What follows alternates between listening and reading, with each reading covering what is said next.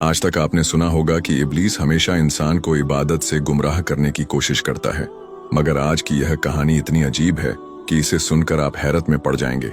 एक शख्स अंधेरी रात में नमाज अदा करने के लिए अपने घर से निकला। रास्ता बहुत अंधेरा था और चलते हुए उसे ठोकर लग गई। वह मुंह के बल गिर पड़ा और कीचड़ से लथपथ हो गया। गंदे कपड़े देखकर वह वापस घर लौटा, लिबास बदला और फिर से मस्जिद की ओर रवाना हुआ। अभी कुछ ही कदम चला था कि उसे दोबारा ठोकर लगी और वह फिर गिर पड़ा, मगर उसकी हिम्मत कम न हुई। वह फिर घर लौटा, कपड़े बदले और एक बार फिर मस्जिद की ओर बढ़ा। इस बार जब वह घर से बाहर निकला तो दरवाजे पर एक अजनबी खड़ा था, जिसके हाथ में एक चमकता हुआ चिराग था।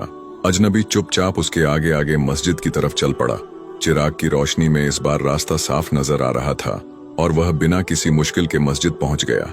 मस्जिद के दरवाजे पर वह अजनबी ठहर गया और नमाजी अंदर चला गया। नमाज अदा करने के बाद जब वह बाहर निकला तो देखा कि वह अजनबी अभी भी खड़ा था, मानो उसे घर छोड़ने आया हो। नमाजी को अजनबी पर शक हुआ और उसने उससे पूछा, आप कौन हैं? अजनबी ने जवाब दिया, मैं इब्लीस हूँ। यह सुनकर नमाजी हैरान रह गया और बोला, शैतान मुझे मस्जिद तक कैसे छोड़ने आया? तेरा काम तो लोगों को गुमराह करना है। इब्लीस हंसते हुए बोला, जब पहली बार तू गिरा तो अल्लाह ने तेरे सारे गुनाह माफ कर दिए। जब दूसरी बार गिरा तो अल्लाह ने तेरे पूरे खानदान को बख्श दिया। मुझे डर था कि अगर तू तीसरी बार गिरा तो अल्लाह पूरे गांव को बख्श देगा, इसलिए मैं चिराग लेकर आया ताकि तू बिना गिरे मस्जिद पहुंच जाए।